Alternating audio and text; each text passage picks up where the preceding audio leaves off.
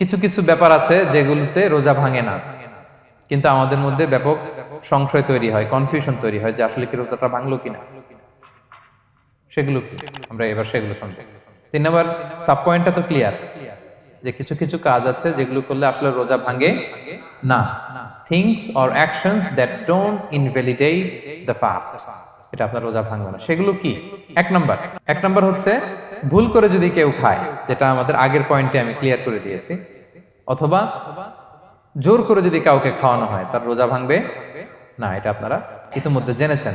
একটা হাদিস শুনে সহিহ বুখারী, রাসূল সাল্লাল্লাহু আলাইহি ওয়াসাল্লাম বলেছেন, মান নাসিয়া ওয়া হুয়া সাইম ফাআকালা আও শারিবা, রোজা অবস্থায় কেউ যদি ভুল করে খেয়ে ফেলে, ফালিউতিম্মা সাওমা, সেজন্য তার রোজা পূর্ণ করে। তার রোজা ভেঙে গেছে মনে করে সেজন্য খাওয়া শুরু না করে, সেজন্য রোজা পূর্ণ করে। কারণ ফাইন্নামা আতআমাহুল্লাহু ওয়া সাফা, কারণ আল্লাহই তাকে খাইয়েছে, আল্লাহই তাকে পান করিয়েছে।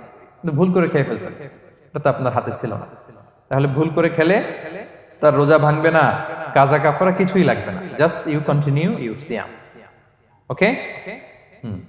2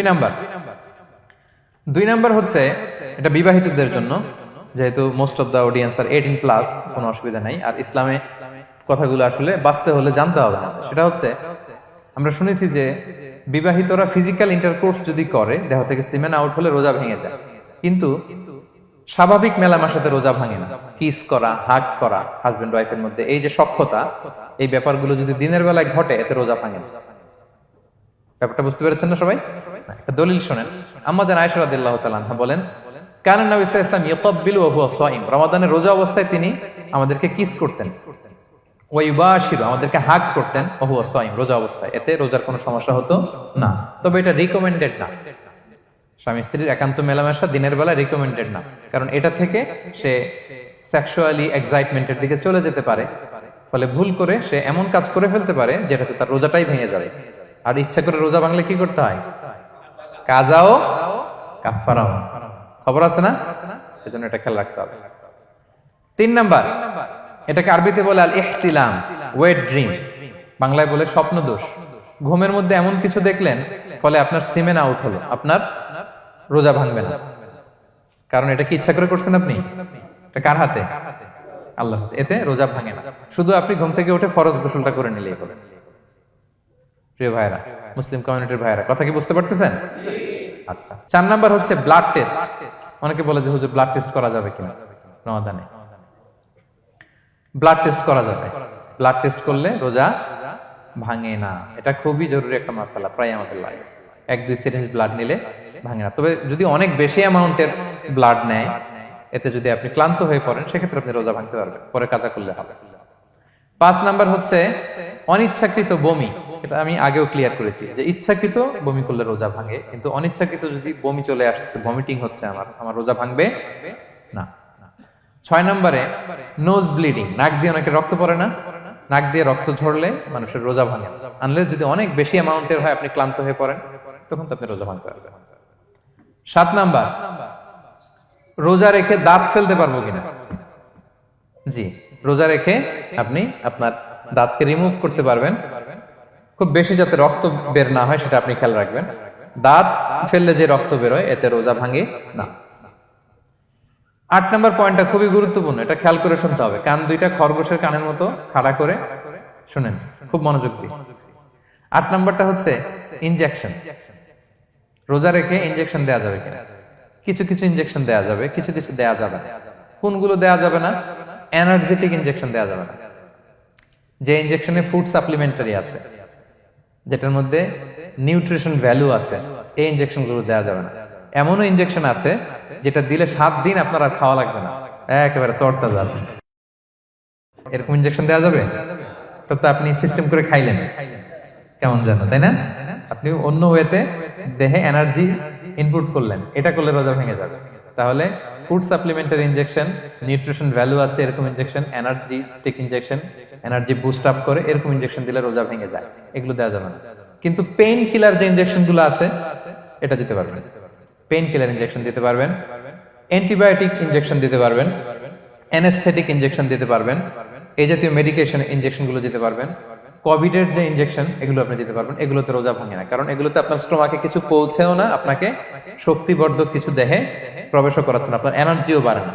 আপনার এনার্জি বাড়ে না, আপনার নিউট্রিশন ভ্যালু অ্যাড হয় না, আপনার স্টোমাকে কিছু পৌঁছে না, এই জাতীয় সব ইনজেকশন দেওয়া যায়। ইনজেকশনের পয়েন্টটা ক্লিয়ার? 9 নম্বরে কিছু কমন ব্যাপার আছে। এই কমন জিনিসগুলো আমাদের মনের মধ্যে প্রায় প্রশ্ন জাগে যে এগুলো করা যাবে কি যাবে না, এগুলো ক্লিয়ার করি। এর মধ্যে 1 নম্বর হচ্ছে টুথপেস্ট। রোজা রেখে টুথপেস্ট দিয়ে ব্রাশ করা যাবে কিনা, বলেন যাবে কি যাবে না? যাবে, কে কে হাত তুলুন তো দেখি। হ্যাঁ, মাত্র 1 জন, 2 জন, 3 জন, 4 জন, 5 জন, 6 জন, দল ভারী হচ্ছে আস্তে আস্তে। হ্যাঁ, টুথপেস্ট দিয়ে ব্রাশ করা যাবে কি যাবে না? যাবে মাত্র 5 জন। আর যাবে না কয়জন দেখি? যাবে না, অনেকে যাবে না। অনেকে হাত তুলে নাই, ভাবছে কোন জায়গায় হাত তুলে কোন বিপদে পড়ি। চুপচাপ দেখি যে কোনটা জিতে। যাবে না? যাবে না, দল ভারী না? যাবে? এই সুন্দর বলছে, যাবে, কিন্তু না করাই ভালো। হ্যাঁ হ্যাঁ, যাবে। টুথপেস্ট দিয়ে ব্রাশ করলে রোজা ভাঙে না, তবে যদি খুব স্ট্রং টুথপেস্ট হয় এগুলো ব্যবহার না করা ভালো। দিনের বেলায় মেসওয়াক করা ভালো। হ্যাঁ, মেসওয়াক করলে ওইটা সবচেয়ে সেফ। তবে যদি আপনি টুথপেস্ট দিয়ে ব্রাশ করেন আপনার রোজা ভাঙবে না ইনশাআল্লাহ। কেউ কেউ মাকরু বলেছেন, কিন্তু আপনার রোজা ভাঙবে না। মাউথ ওয়াশ সেম, যাবে, কিন্তু রেকমেন্ডেড না। হ্যাঁ, গার্গল করতে গেলে আবার ভিতরে চলে যাবে। সিম্পলি কুলি করা যাবে, কিন্তু আপনার রোজা ভাঙবে না। কিন্তু দিনের বেলায় আমরা টুথপেস্ট, মাউথ ওয়াশ এগুলো ইউজ না করে কোনটা সাজেস্ট করি? কোনটা? মেসওয়াক করেন তো আপনারা? রাসূল সাল্লাল্লাহু আলাইহি ওয়াসাল্লাম বলেছেন, আমার উম্মতের জন্য যদি কষ্ট না হয়ে যেত আমি প্রত্যেক নামাজের আগে মেসওয়াক করা ফরজ করে দিয়ে যেতাম।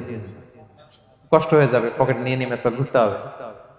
এবং রাসূল সাল্লাল্লাহু আলাইহি ওয়াসাল্লাম মৃত্যুর আগে ওনার হাতে যে জিনিসটা রেখে উনি শেষ নিঃশ্বাস ত্যাগ করেছেন সেটা হচ্ছে মেসওয়াক। উনি অত্যন্ত অসুস্থ, প্রচন্ড জ্বরে কাতরাচ্ছেন। তখন দেখলেন যে ওনার শ্যালক আব্দুর রহমান রাদিয়াল্লাহু তাআলা আনহু উনি মেসওয়াক করতেছেন, তো উনি ফেল ফেল করে তাকায় আছেন, বলতে পারতেছেন না আমাকে দাও। আম্মা জান আয়েশা বুঝতে পারলেন যে রাসূল মনে হয় চাচ্ছেন, তো উনি এটা নিয়ে এসে নিজে চাবালেন। রাসূল সাল্লাল্লাহু আলাইহি ওয়াসাল্লাম চাবায় যে নরম করবেন এই শক্তিটাও গায়ে নাই। আম্মা জান নিজে চাবিয়ে রাসূল সাল্লাল্লাহু আলাইহি ওয়াসাল্লামের হাতে দিলেন, রাসূল সাল্লাল্লাহু আলাইহি ওয়াসাল্লাম মেসওয়াক করলেন। এই মেসওয়াক করার কিছুক্ষণ পরে তিনি ইন্তেকাল করলেন। আরবাউন মিন সুনানিল মুরসালিন, 4টা সুন্নাত, এটা সব নবীদের মধ্যে ছিল। এর মধ্যে একটা হচ্ছে আসওয়াক, মেসওয়াক।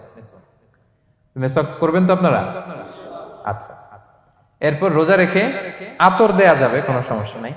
পারফিউম দেয়া যাবে, সমস্যা নেই। আই ড্রপ দেয়া যাবে, চোখে ড্রপ দেয়া যাবে, আইলাইনার দেয়া যাবে, কাজল দেয়া যাবে, এগুলোতে রোজা ভাঙে না। এরপরে ডায়াবেটিক পেশেন্ট যারা আছে তারা ইনসুলিন দিতে পারবেন, এত রোজা ভাঙে না। এটা আমাদের লাগে না, আমাদের অনেক মুরব্বীদের দিতে হয়, আমাদের আব্বা আম্মাদের।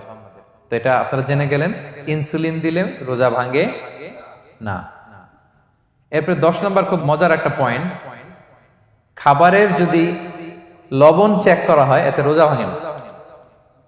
তবে ঘরে আপনারা এটা ট্রাই করবেন না, এটা রেকমেন্ডেড না। এটা কখন রেকমেন্ডেড? এটা বড় শেফদের জন্য। লেটস সে রমাদানে 1000 লোকে বিরিয়ানি করা হবে, আল্লাহর বান্দারা রোজাদাররা খাবে, এটা লবণ বেশি হলে খাইতে পারবে? পারবে না। এজন্য যিনি শেফ, প্রধান বাবুর্চি, উনি লবণটা ট্রাই করতে পারবেন, করেই সাথে সাথে কুলি করে ফেলবেন, ভিতরে তো কিছু গেল না, এতে রোজা ভাঙে না। তাই বলে প্রতিদিন ঘরের রান্নাতে আবার এটা করতে যায় না। ঘরে 2 জন, আপনি আপনার হাজবেন্ড ওয়াইফ টোনাটুনি একটা হইলেই হইলো, কি বলেন?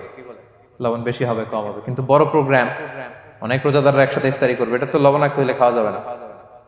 তো সেক্ষেত্রে শেফ যদি জাস্ট জিব্বা দিয়ে লবণটা একটু ট্রাই করে নেয় যে অ্যাড করতে হবে না, ঠিক আছে, সাথে সাথে কুলি করে ফেলে, রোজা ভাঙবে না। দলিল কি? দলিল হচ্ছে কাঁচা ডালের মেসওয়াক। রাসূল সাল্লাল্লাহু আলাইহি ওয়াসাল্লাম কাঁচা ডালের জাইতুনের মেসওয়াক দিয়ে তিনি সেওয়াক দিয়ে মেসওয়াক করতেন।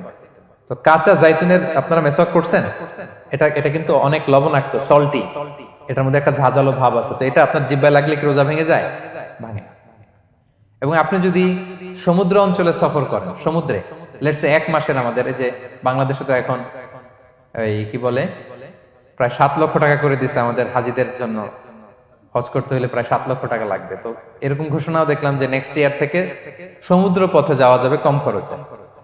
তো কেউ যদি এমন হয় সমুদ্রের সফরে দীর্ঘ সময়, আপনি ওযু করবেন কি দিয়ে? সাগরের পানি দিয়ে। তো সাগরের পানি কেমন? সাগরের পানি দিয়ে আপনার কুলি করতে হবে না? মাছ মজা করবেন না? তা আপনার কি রমজানে যদি কুলি করেন আপনার রোজা ভেঙে যাবে? না, ভাঙবে না।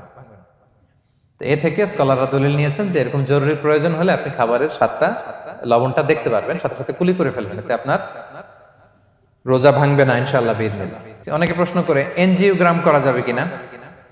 এনজিওগ্রাম এগুলো করা যায়, এই যে হার্টের পেশেন্টদের জন্য এখান থেকে একটা এই ক্যাথেটার ঢুকায়, যদি এটার মধ্যে ওষুধ লাগানো থাকে তো এটা হার্টের দিকে যায়, এটা স্টোমাকে যায় না, এগুলো করা যাবে। তাহলে এই বিষয়গুলো অলমোস্ট মুত্তাফাক আলাই, মানে সর্বসম্মতিক্রমে এতে আপনার রোজা ভাঙবে না ইনশাআল্লাহ বিইذনিল্লাহ। এই পয়েন্টটা ক্লিয়ার না? ক্লিয়ার। এবার কিছু ডিসপিউটেড মাসআলা আছে, মানে যেগুলোর ব্যাপারে ইখতিলাফ আছে, কোন কোন স্কলারদের মধ্যে ভাঙবে ভাঙবে না, এটা আমি একটু ক্লিয়ার করি। এর মধ্যে এক নম্বর হচ্ছে ইনহেলার। অ্যাজমার পেশেন্ট যারা আছে, অ্যাজমা অনেকের দেয়া লাগে না ইনহেলার। ইনহেলার যদি পাফার ইনহেলার হয়, পাফার ইনহেলার যেটা দিয়ে শুধু বাতাস যায়, অক্সিজেন যায়, এটা রোজা ভাঙে না। এটা কি করে না? রোজা ভাঙে না। পাফার ইনহেলার যেটা দিয়ে অক্সিজেন পাস করে, রোজা ভাঙবে না। কিন্তু যদি ভ্যাপোরাইজেশন হয়, অথবা একটা আছে DPI, dry powder inhaler, punch করলে একটা পাউডার সহ ভিতরে যায়, অ্যাজমাটা কমায় দেয়, ওই পাউডার দিয়ে করলে কিন্তু রোজা ভেঙে যাবে। ভ্যাপোরাইজেশন হলে বা ডিপিআই ইনহেলার হলে আপনার রোজা ভেঙে যাবে। ইনহেলার ক্লিয়ার তো সবার কাছে? আচ্ছা, এরপরে যাই সামনে।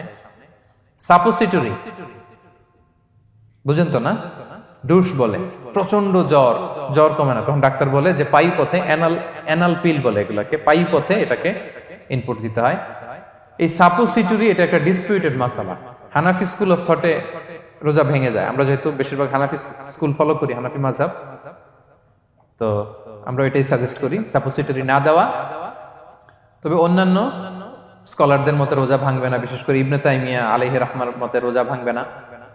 এখানে প্রসঙ্গ যেটা হচ্ছে, সাপোসিটরি সাধারণত দিতে হয় ইমার্জেন্সি পিরিয়ডে। কি বলেন?